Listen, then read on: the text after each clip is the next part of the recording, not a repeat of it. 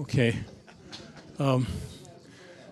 So we're 45 minutes behind, but this presentation is an accordion. I've done it, usually when I did it for the Archdiocese, 4 hours. Those poor people. But I'm sorry? Okay. But I can get this done in 45 minutes. And then if some would like to stay around longer, there will be a break so that you can take off and stay on your normal schedules. So I think what I'd like to do is let's start with a reflection. It's a little bit related to the Mass. It's short, and it'll be our prayer. So in the name of the Father, and the Son, and the Holy Spirit, amen. Since God is both infinite and simple,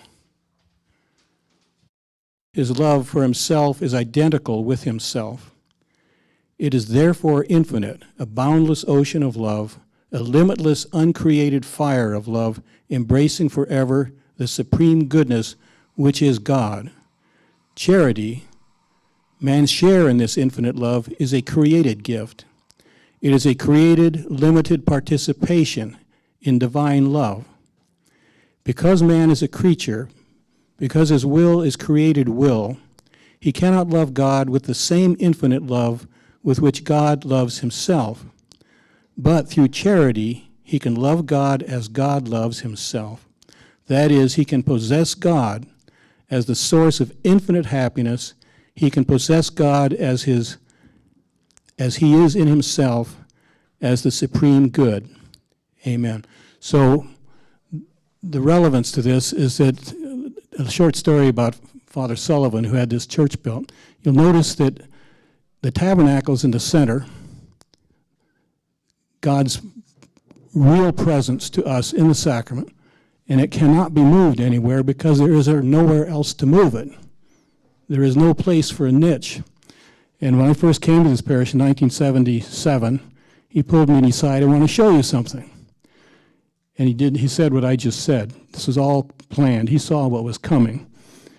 And he also told me that later, I think probably in the 80s, there had been a liturgical committee that was looking at churches to see how they were being built because they wanted to build new ones.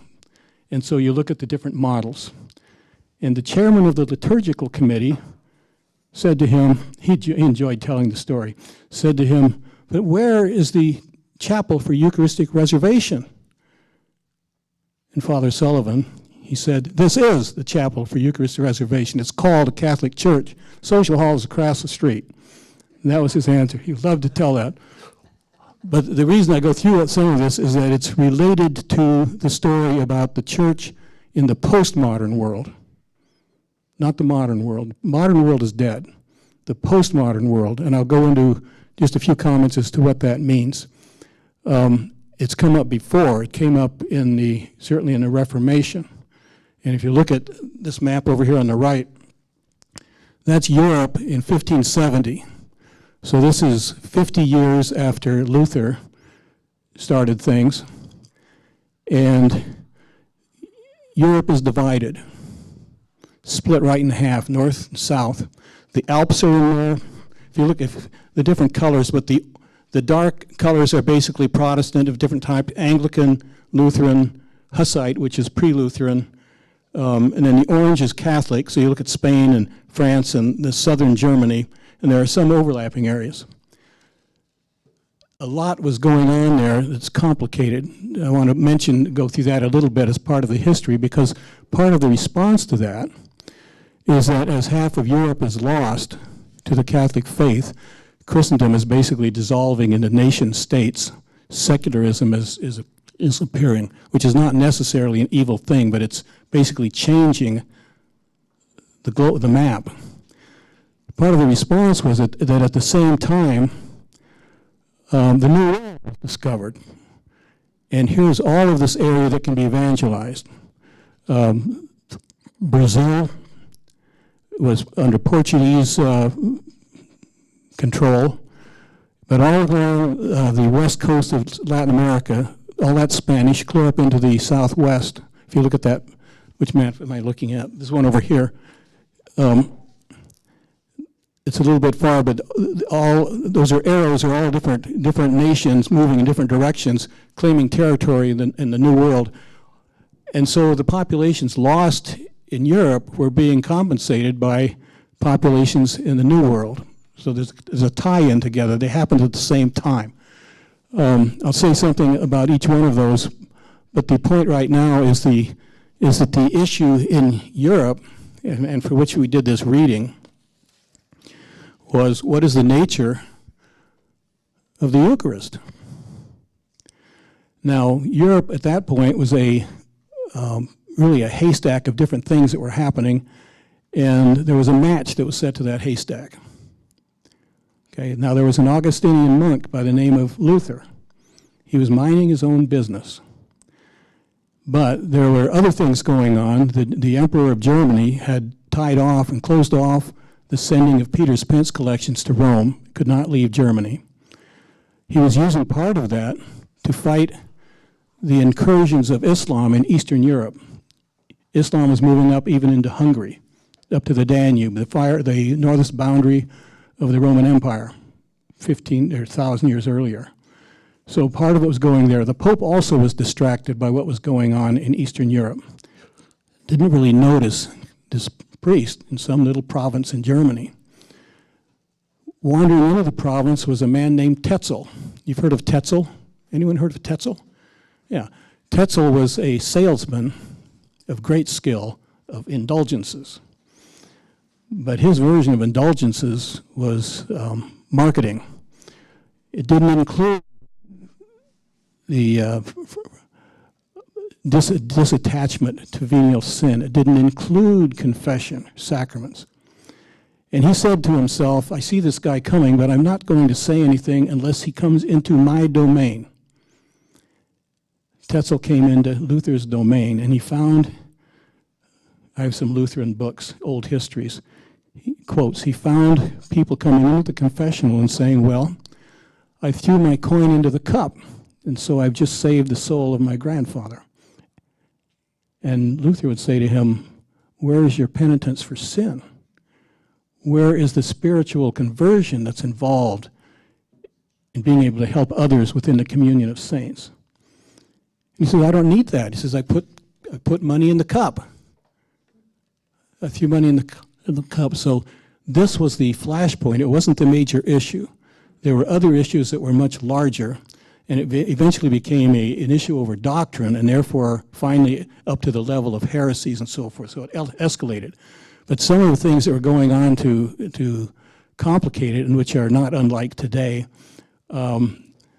politically, Europe was dividing into language groups, nation states under emperors and so forth, with a distinction between the secular power and the church power. How does that work when things are evolving in that direction? Economically, the Northern Europe was under the Dutch was much more commercial. It wasn't a sacral order as the Christendom had been for 1,000 years. There were new movements afoot, both economic and political, cultural. They thought much more in terms of the day-to-day life, and we're taught even through saints about the sacrament of the present moment. The art is different. Everything was different. And so once this thing started to unwind, it became a crisis for the church that possibly was avoidable. And then personalities. At one point, finally becomes the doctrinal issue of faith and works. You're familiar that Luther he had such a profound experience of conversion. He was so fearful of sin. He was a hypochondriac about sin, that he had this sense, this experience that he had been forgiven. It was so overwhelming to him that he thought, well, anything I can do, it means nothing. It doesn't mean anything. All that matters is grace. Grace without works. He was even thought for a long time before he left James' letters in the version of the German Bible for which he was famous. He translated from Hebrew and from Greek, but he also used a lot of other people's translations, including Erasmus, who was in the Netherlands and was a Catholic, a Catholic humanist. Grace without works has an implication about the human soul, the human person. Are our works, are we capable of cooperating with God? Are we capable?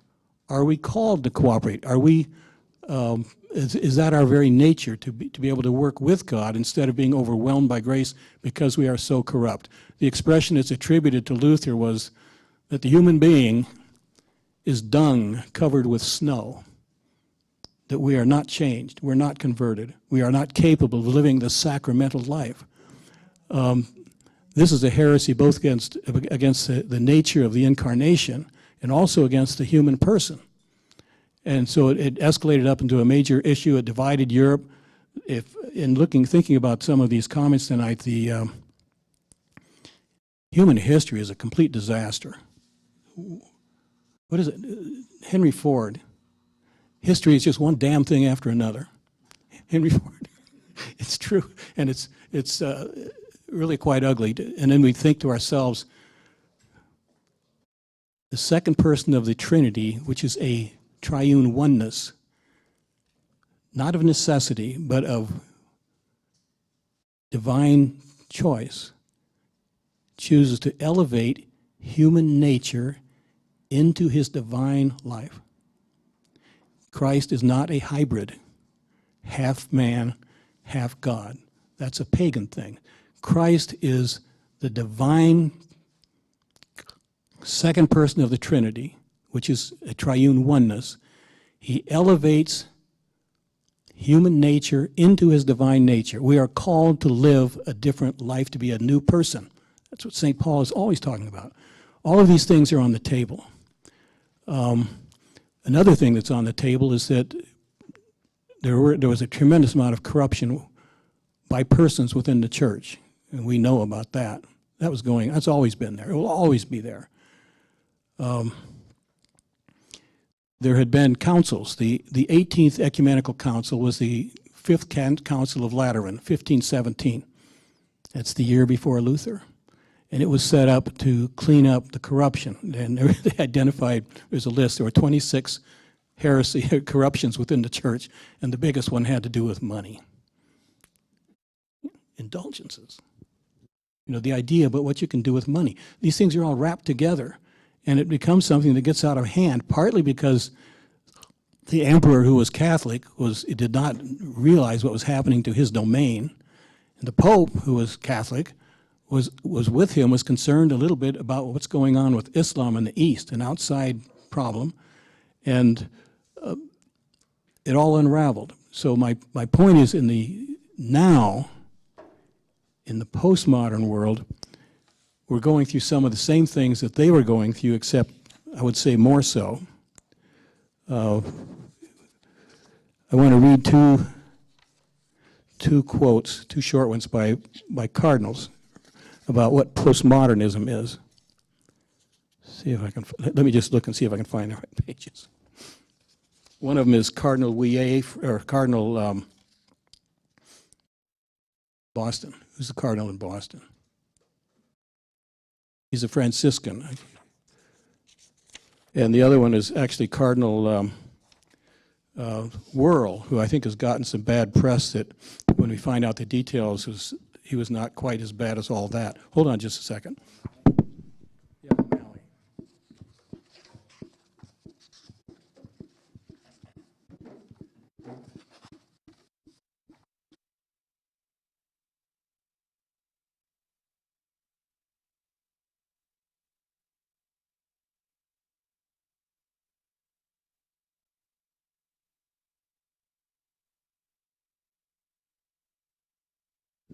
I'll find these later, but both of them, the point that both of them are making is, especially Cardinal Wuerl, was he gave an address in the Vatican probably around 2010, some gathering, and he said what's going on now is that all the reference points that are familiar and well-grounded, the family, morality in society, the reference points are being erased. Not simply being violated, but they're being erased. It's Modernism was the illusion. It's kind of like graffiti. It was illusion painted over events in the world that whatever's going on, things are sort of getting better all the time. It's evolutionary and it's automatic, and we're along for the ride. Capital P, progressivism.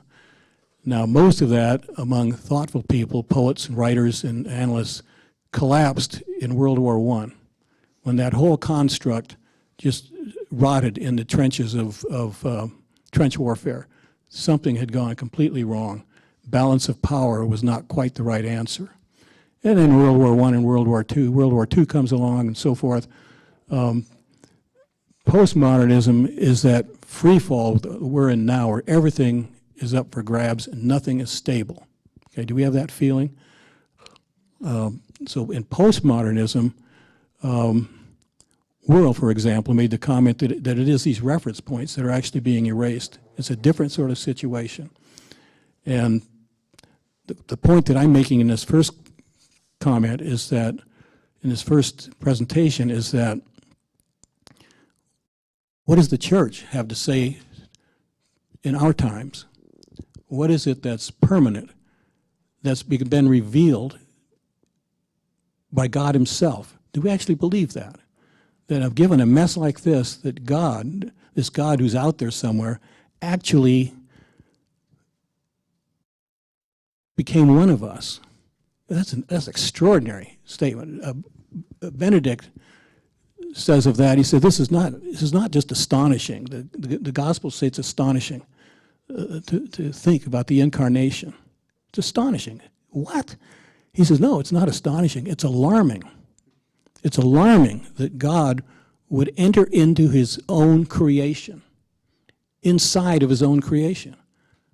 That's a different God than non-Christian religions. And so he's saying that this is what we're dealing with right now. And my point about this comment about this design of this church is that what we have to hold on to and to be held onto by is the real presence. Look at paragraph 1374 in the Catechism. The real presence, in italics, substantively, truly, totally present in the sacrament. Body and blood, yes, that's part of the formula, but also soul, the very soul of the person of Christ, and his divinity. His divinity is in the sacrament, that host. When we go to Mass, we're living in a different universe than postmodernism. Every Catholic who's ever lived, and probably ever will live, is at every Mass, even in Shoreline. Okay, it's not, we are not a congregational church, a Lutheran or a Calvinist or a the other versions. We are not congregational. We are assembled. We are assembled around and by the Eucharist. We are assembled. This is the word that's used in the Old Testament. Assembled. They were assembled in the temple. We are assembled by the Eucharist. This is not something that we do. It's something that is given to us. And so we should be the last ones to be despairing when all hell breaks loose. It's like Chesterton said, you know, history is sort of like a joke. And the Christian is the one who starts laughing too soon because he knows the punchline. Okay. For us to come here is not a small thing. It's not a congregational thing. It's an assembly drawn together by the Eucharist, which has been given to us.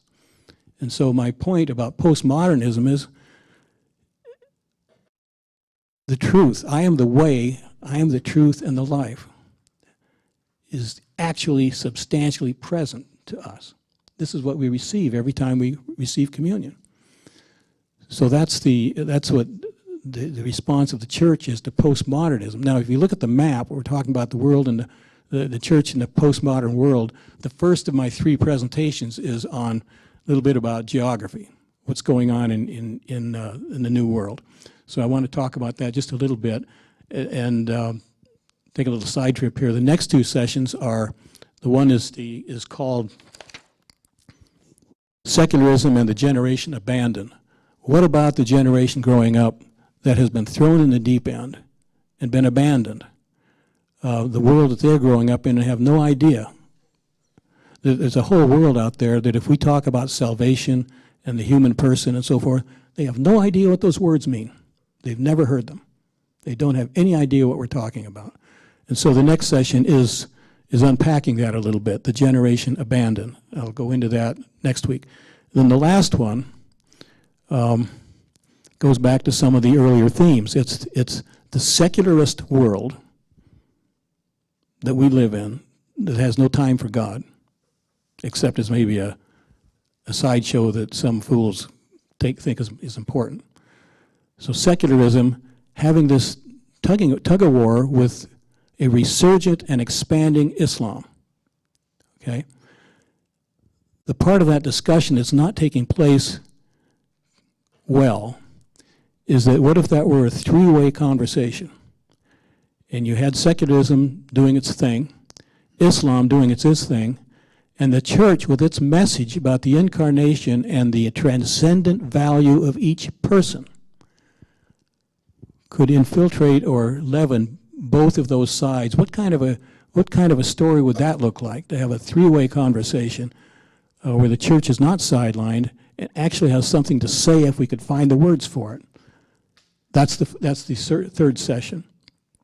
Okay, I've gone off on the sidetrack. If we look at this map on the back, I was mentioning before, and we will settle in finally on the church in the United States.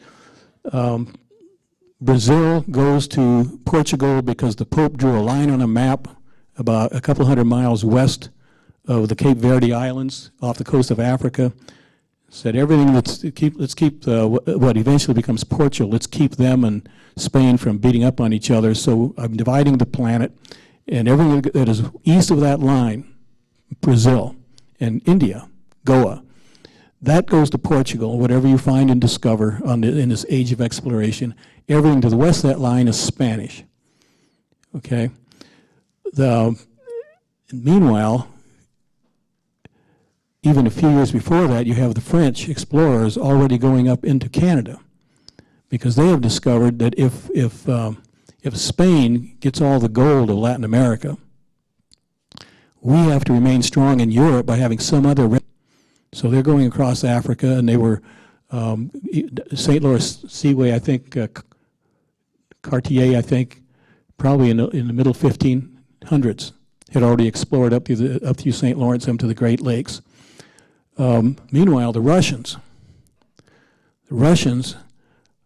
a little bit later, are coming down the west coast through Alaska and down into British Columbia.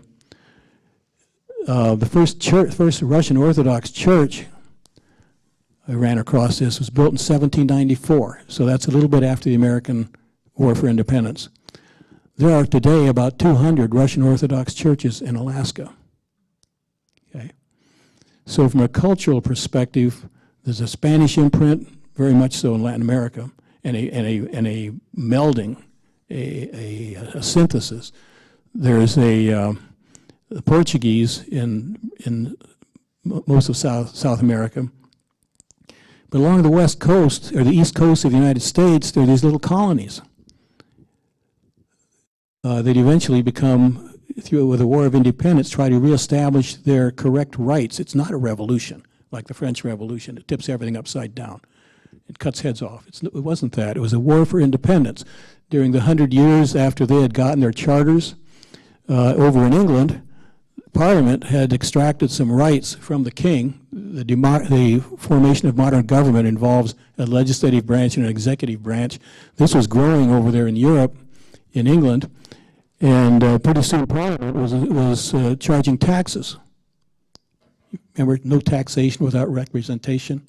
What that's about is that Parliament was setting the taxes on the new colonies, but they had a charter from the king 100 years before. Things evolve differently, and especially if it's a long distance across the Atlantic Ocean. So that's one of the things that was going on. We celebrate Thanksgiving. That one really bothers me. The Puritans. Who are they? We celebrate freedom of religion, the fact that each human person has a baked-in compass looking for God. and personal rights and so forth. So yes, let's celebrate freedom of religion. But the Puritans, where did they come from? What was their objection? Their objection in England, and I think they were in the Netherlands too, was, hey, there's a high church and a low church developing. The low church is a little more informal. The high church looks a little too much like the Catholic Mass. The high church and the Anglican church. So they thought, we're getting out of here. We're going to set up something new in the new world. And they say, well, look at this. Here we are. And they have a very cold winter. I think half the people die in the first winter. But they're there for their version of freedom of religion, but also objecting to a service that looks too Catholic. Meanwhile, down in Maryland, there's eventually his name is not his real name, but Lord Baltimore sets up a colony, and he's a convert, and he sets up a colony in Maryland. This is the only one of the colonies that had freedom of religion. It was Catholic. Pennsylvania had a certain amount, had pretty much, and Rhode Island did also. Roger Williams split from the Puritans because he didn't like what they didn't like. So he set up his own colony in Rhode Island. So Rhode Island and Pennsylvania and Maryland were the ones that had the most freedom of religion. But the one freedom of religion didn't last long in this early 1600s. By middle of the 1600s, the Anglicans now were outnumbering the Catholics. They changed it all. And there were things happening back with King James I and II in England that tightened things up a little more to where the original freedom of religion was taken away. One of that politically was that they said, well, let's have I'm pretty sure this is correct, let's have an upper house, which is Anglican, and those Catholics can have the lower house. And this is the first example of bicameral legislature in the United States. It was divided on religion, trying to find a way to work that thing out. But the freedom of religion did not last in Maryland. Now there were, let's go back to there's a lot of interesting side stories that make this more, it's not it's not simple. When the Puritans arrived and they got through that winter, there was an Indian there who helped them. Remember the name Squanto? Remember that name? How is it that he spoke English? You ever wonder about that? He spoke English.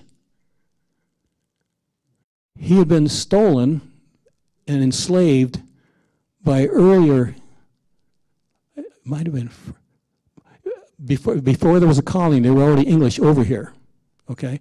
He had been taken back to England and made into a house slave. Some say 5 years, some say 12. He was learning all this stuff, including language. And then, surprise, surprise, 2 Franciscan monks helped him escape, put him on a boat and sent him back to the colonies. When he got back, he found out that his entire tribe had been wiped out by disease and starvation, so he joined another tribe, and he then was the one. He spoke English, and he had been delivered to that place by 2 Franciscan monks from England. So there's all kinds of side stories. That's why they were saved by Squanto. So many stories going back and forth. History is like that. Maybe when we get into questions and answers, I can tell you what little I know about some of that stuff. Let's see. We're going on 8:30, and I don't want to inflict myself on you, but let me just mention there were in American history.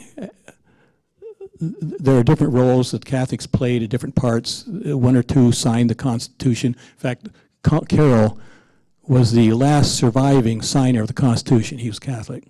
He was the last one who was surviving into the 1820 or so. The Catholic population at the time of the Revolution was, I call it the Revolution, the War for Independence, was probably 1%. But it grew rapidly through immigration. French Catholics, German Catholics, Ireland, the ones escaping from potato famines, these all came in, and the population climbed quickly up to about 20% of the population. In the United States, even during the colonial period, there was one of the concerns wrapped in with everything else that accounted for the War for Independence was the fact that the warfare in Europe had spread over into the North America, and the 7 Years' War resulted in France being kicked out of North America. That was part of the deal. England had these Catholics in Quebec and gave to them, it's called the Quebec Act, I think it's 1763, gave them the right to hold office and to be full citizens. There were those in the United States, or in the colonies still, who were concerned. This is a small piece, but it's interesting. They were concerned that would that problem seep down into the colonies. That's why some of them wanted independence from England, so that the English concession to Catholics in Quebec would not seep into the colonies. There were 80,000 colonials who actually escaped into Quebec during the War for Independence. They were loyalists. Later in American history, after the War for Independence and after a certain amount of growth and development, in the 1860s, 1850s, there was a group called the Know Nothings. Do you remember Colonel or Sergeant Klink in Hogan's Heroes? You ask him whether he sees anything. I know nothing, he says. Well, the Know Nothings were anti-Catholic activists, and when they got tracked down, their answer was, I know nothing. Lasted a couple of years. The other outfit was called the American Protective Association. They were against various groups, including the Catholics. They tried to become part of the Republican Party. I think they had 75 seats in Congress, in the House. But it didn't go anywhere. And then just to show the kind of awkward kind of growth of things, President McKinley, when he is elected, he appointed a bunch of Catholics to positions in the government. And nobody cared. It didn't bother them. But then he thought, what about those poor Filipinos? Should we have a Spanish-American war or not? He went to his knees. He was Presbyterian, I think. He went to his knees and he prayed for guidance. And he arose and he had this revelation. It was his duty, when everything else was in balance, we are going to Christianize those Filipinos. They had been Catholic for 300 years. So chaos. And when you have a perfect storm, you would hope that the church, which is founded by Christ, in Christ, sacramentally present, would be able to articulate what it has to offer to a very, very confused time. And that's a whole other subject area. But we here, personally, and as a parish, should be very stable. We should feel very secure. We should handle a lot of this by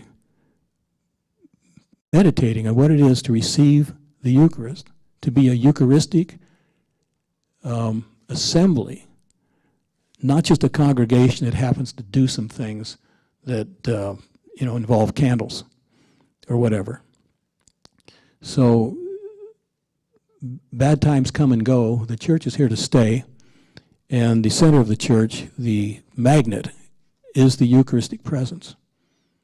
And we should always reflect on that, not allow ourselves to be too upset, to really have our internal anchor planted well. Now look at, it's 8:20. We're supposed to get out of here at 8:30. What we wanted to do was to, why don't you hand these out? There's a bunch of sketches. This is Paul. I appreciate that he's done this, that he wanted to do this. Each one of these, there's about 50 or 60 sketches in here of churches in the Northwest, and which I've done over the last many years, and each one of them has a story.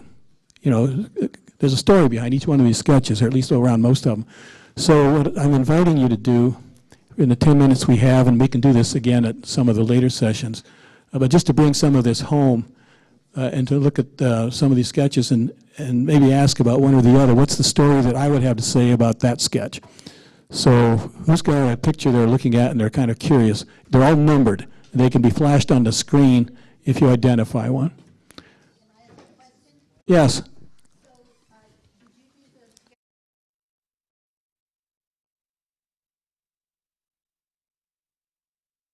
No, that was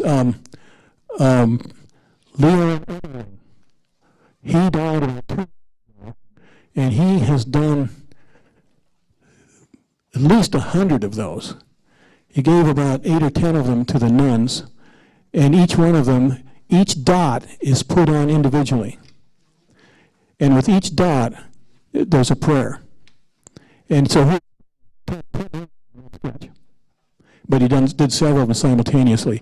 He passed away probably 2 years ago. Do you call that stipple? It's a pen. Dot, dot, dot. Yeah, it is. Yeah. Okay, who's got a picture they'd like to hear about? Is that a hard question? I'll just huh?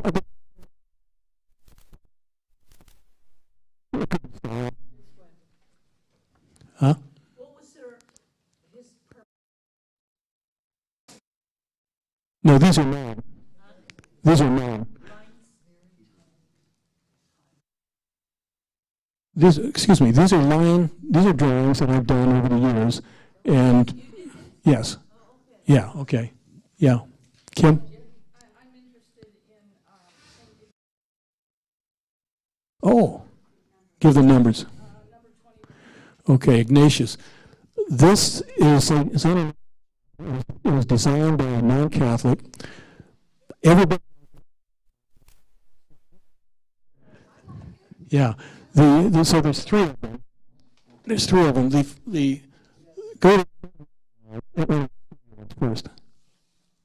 That one. Yeah. Okay. This one, as you're entering. On your right is a reflection pool, which is very calming. And although you can't see it, off to the right of that, there's a row of trees which screens it very parking lot. I mean, this is a very site. And so it's got some screening from the parking lot so you don't see the cars. It's got this reflection pool.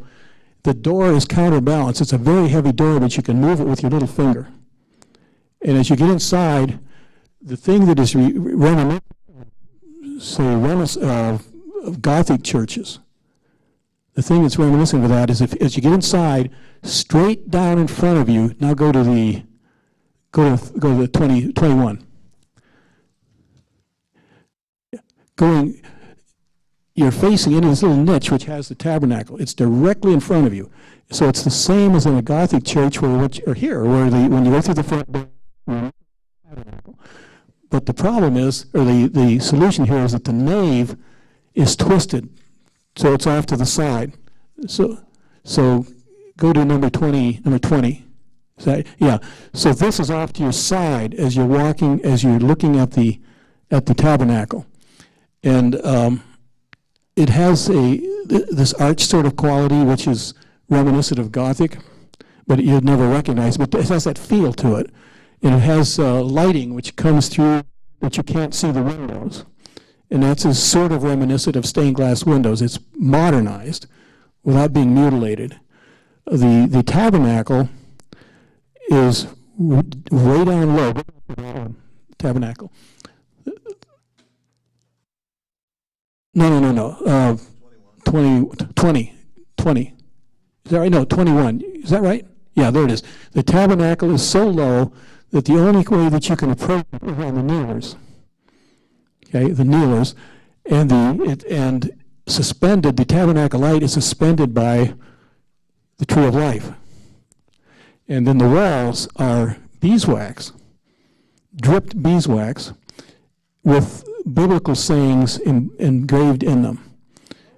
Yeah, it's a magnificent piece of architecture. I think it got So most traditionalists, I'm a traditionalist, most traditionalists don't like that, but I see it as being a reformulation of the Gothic and Renaissance, or Baroque even, cathedrals, but it's imaginative, it's different, but it's not a violation. That's my opinion. So that's Seattle University. Yeah, yeah, yeah.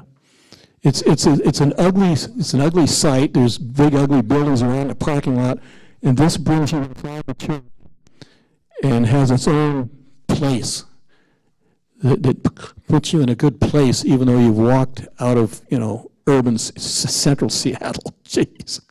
Okay. Is there another sketch? What's another one?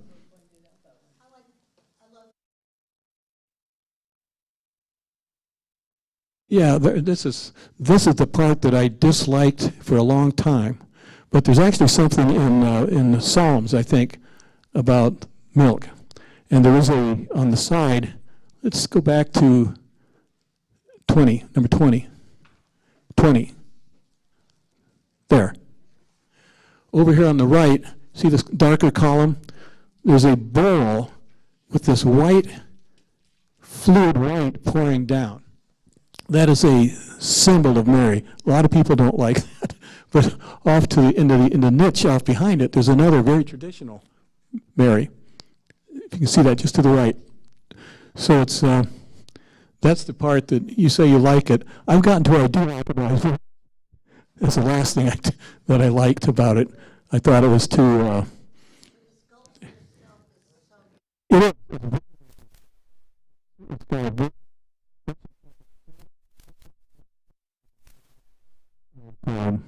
Renaissance sculptures have in white marble. Yeah. I like number 8. Number 8. What are we looking at?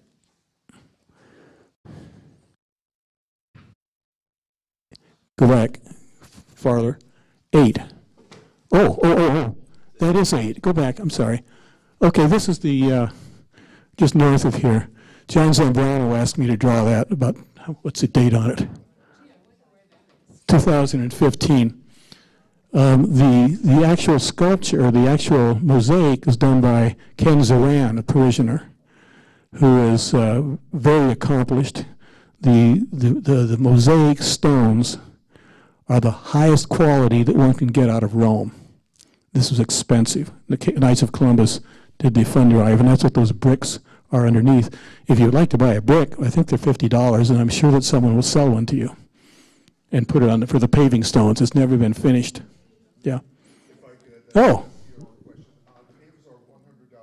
Oh. Okay, they've gone up. Oh, maybe it was 100. Was it always 100? Okay, $100. Yeah, see the man and sign up and give him $100. You'll get a brick with your name on it. Okay. Yeah. Put his name on it. Yes. He did those also.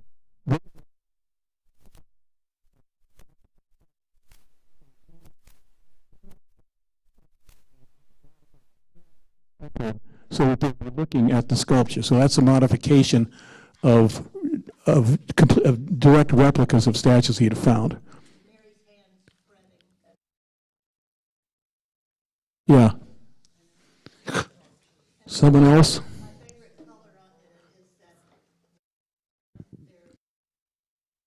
Oh. Yeah.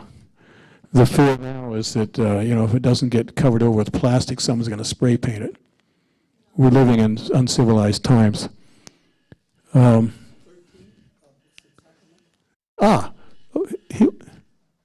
wants to see something. Blessed Sacrament.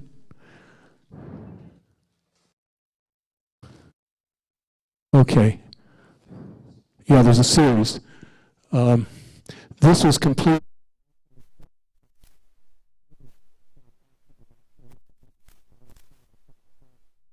1959 when I first visited there when I was in high school, 10th grade. So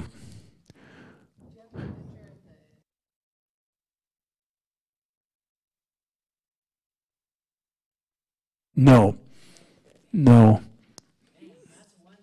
Yeah, that disappeared somewhere. Father Fulton. Okay. Um, you hear the walk up? Go.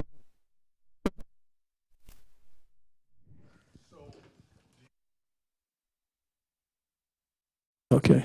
Okay.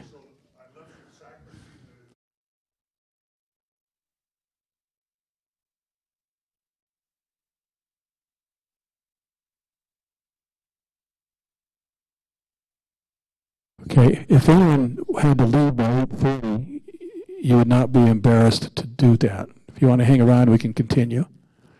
So anyone who wants to leave, okay. So Blessed Sacrament, 1904, Father Fulton. Duke commented on Wednesday morning that his whole wisdom literature and whatnot was because he had attended Father Fulton's Bible classes. And I had attended his classes in the early 60s for 5 years when I was out at the University of Washington. Here was a man, he could walk into a room and not say a word, and you sensed holiness. Everything changed. So he was a convert, and his mother, in reading literally some book in the Bible, she saw that he was getting lonely. He was in high school. He loved Brooklyn Bridge, so he'd walk across the bridge. And his father had died when he was 2. He was living with his mother, his grandmother, and she read a line somewhere in Scripture, and it told her, "You must take Jack to Seattle." So they packed up everything and came to Seattle. He didn't like it, but he sneaked into Blessed Sacrament on a weekday. And he thought, what is going on here?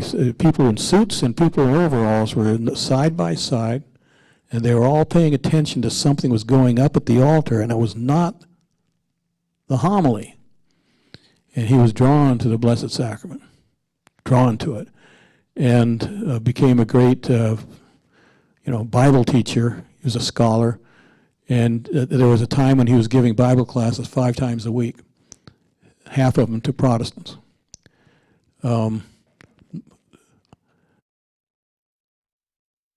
He's worthy of. I've got a whole presentation on his history. We became friends in 1962, and I knew him up until 1998. So he was eventually given. He always said that what looked like the Tridentine Mass, even when it was prohibited. I'm not giving the Tridentine Mass. This is the Dominican Mass, and the Dominican Mass is 100 years earlier than Trent. One sentence was different.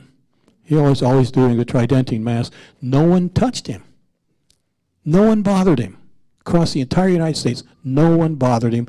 And finally, at the end, 4 years before he died, he was given permission by Archbishop Murphy, written permission, you go ahead and do your thing. And so I went to one of those, and I said to him, and the tabernacle had been moved off to the side by revolutionaries within the parish. He didn't like that, but he would do the masses there. And I said to him, this has to do with the communion of saints.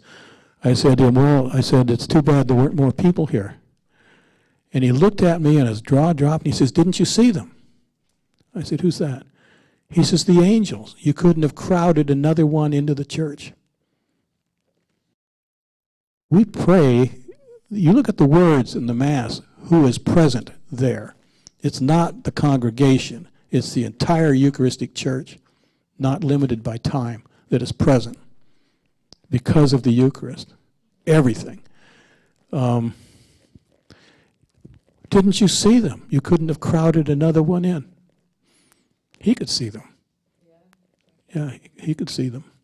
So there's a number of, maybe there's a couple. Oh, have you? Yeah, this one, there's a story behind that other one. Just go back to it. So this was 1974. I had just gotten married. Christy and I lived in upstairs of a house across the street and down a little bit from here, and I looked out there on Thanksgiving morning. The sun had come out. Holy smoke, look at the way those shadows are. So I pushed the window up to climb on the roof of the house, the roof over the porch, and I pushed my elbows through the window. So I broke the window, but I sat on the porch to draw this, and then went out and bought a window and replaced it without telling the owner, who lived down below. That's the story, 1974.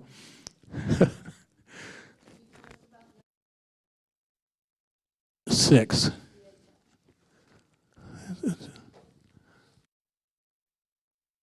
I don't see it. You're on 9 right there. Oh, there. No, up one. Yes, that's the Pietà in this church. It was donated by the Filipinos in 1990. $5,000. Yeah, several $1,000s. They brought it, paid for it, got it installed, and I remember Father Malahan, who was pastor here for a year or two. Priests are like other people; they don't want to be forgotten. And he said, maybe they'll remember me as the one who let them install that. And then later, the wood was green, though it kept cracking. So there was a team of artisans, husband and wife in this parish, who actually completely restored it and painted it after the wood had finally cured and wasn't cracking anymore. So that's a repaint of the original. But it's Filipino donation. It doesn't have a plaque on it, and it should. Those are all painted on by the group that the pair that I just mentioned. Yeah. Yeah.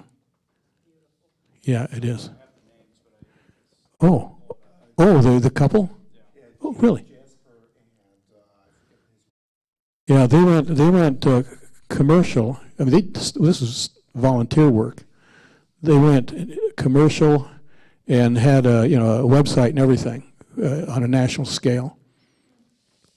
But the painting, some of the painting that was done around on the walls here was done for free by them. Father Harris was a rather convincing beggar. Yeah. I don't know. Oh, it could have been. It could. Yeah. Okay, I don't know that. The woodwork out here, by the way, was done by a man who lives in about 60 miles south of Lewiston. Did that. He was Father Harris that begged him to do it and gave him some money to do it. Every dime of the money he got went into the wood, but he didn't mind. And he had known Father Harris from Father Harris's days in St. Mary's up in Anacortes. Find the St. Mary's one in Anacortes. Yeah. What do you see?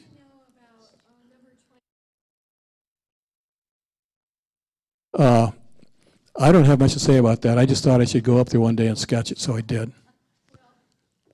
Oh, okay. Yeah. Oh. Oh.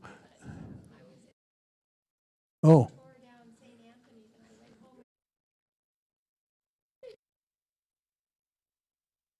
Yeah.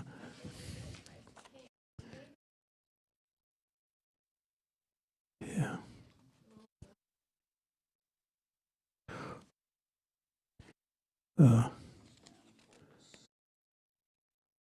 Yeah. Well, there it is, number 28. Yeah, yeah. So 28, there's a funny story about this. I went to a funeral. I wanted to go up there and draw it because I'd heard it had all these icons. Father Harris had been up there and was unrestrained. So I went over to a funeral, and there are 4 basic pilings around, and on each one of them has Matthew is an angel, is that right? Mark is a lion, Luke is a bull, and John is an eagle. If you look at the sketch, you'll see 2 of those on 28. So there, people come and sit down. This gets back to the question of just total illiteracy. So one of them says to the other, "Oh, look at those statues up there. This is just like a pagan temple." They had no idea that the 4 Gospels are represented by these symbols. They don't know the language. See? Anyway, this was a very difficult sketch to do. The angle is difficult. There is a Christ the King in Richland, which is where I was raised. This is the new church there. But the interesting thing about it that I didn't know for years and years, decades. Why was it called Christ the King in Richland? So 1925, the Pope identifies Christ the King as a feast day or something like that. Christ the King. The reason he did that was to remind Europe that fascism wasn't Christ the King, communism wasn't Christ the King, and socialism wasn't Christ the King. It was a statement. Richland, this is a whole messy discussion. Richland is where they produced the plutonium for the Nagasaki bomb. Christ the King, well, fascism and Japanese fascism. Christ the King was the name of the parish. We never had that explained to us, the symbolism of choosing that title.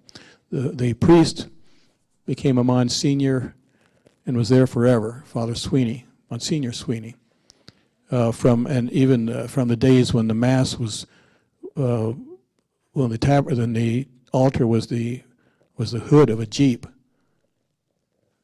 because there was no church. And then the church became a kind of a circus tent out in Hanford nuclear reservation. And eventually this town grew up starting in 1944. And it was a military town, planned and built overnight. And all the churches looked the same, except the Protestant churches had steeples, and the Catholic church, instead of a steeple, had a niche with Christ the King in it above the door. Yeah. So anyway, the title is a historical thing. There's a Christ the King in Richland. Actually, there's some sketches of it. The stained glass too. What's this? Oh, okay. This is the side chapel. The tabernacle is in a side chapel, and the stained glass window is royal blue, brilliant blue, yellow and red, different colors, thick pieces of glass. And then if you swing way around to the other side is a tabernacle. I just compressed them together to get them same in the drawing. So the middle half of the chapel isn't even there. The tabernacle should be way over here, and then with a movable panel that feeds out into the main nave. I just combined them and put them in one sketch.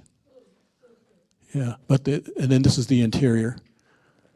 When that church was built, that back wall was a white wall, and then behind you, way above the entry doors, was a projection room. The idea was that there were going to be projections there, and eventually the Monsignor who's there now, he's been there forever, he said that's going to stop. He put a crucifix up there and closed the projection room, which I don't think was ever used. So it's another example of retrofitting a modern church back to be more what it's supposed to be. What's missing here is you'll see the seat underneath the crucifix. That's where the priest sits. He really ought to be off to the side. The tabernacle ought to be there. But the chapel is a good place for it because there are 2 daily masses every day, 6:30 and 8 o'clock. And it's a large parish. There's probably, I don't know, maybe 2,500, 3,000 families. It's got a K-8 school with 2 full classrooms in each grade. Yeah. In Richland, yeah. It's a city of probably about 60,000 people. There's only one Catholic church. So.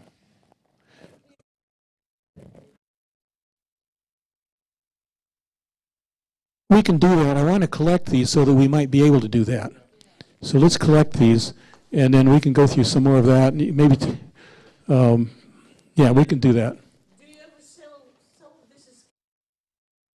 I've never sold them. I've given them away, but I don't sell them. It's just a fix. Yeah. Yeah, copies. Yeah. Yeah. Well, thank you very much. And same time, no, not the same time, 7 o'clock next Wednesday. Okay. What?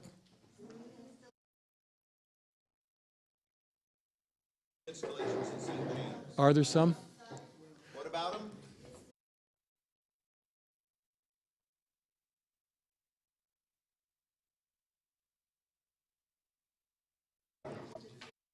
I haven't been up there for a while. Is there something I should know about? Is what you're saying?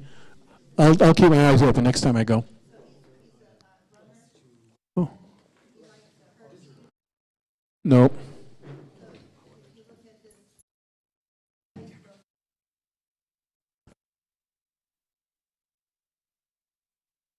Oh, okay.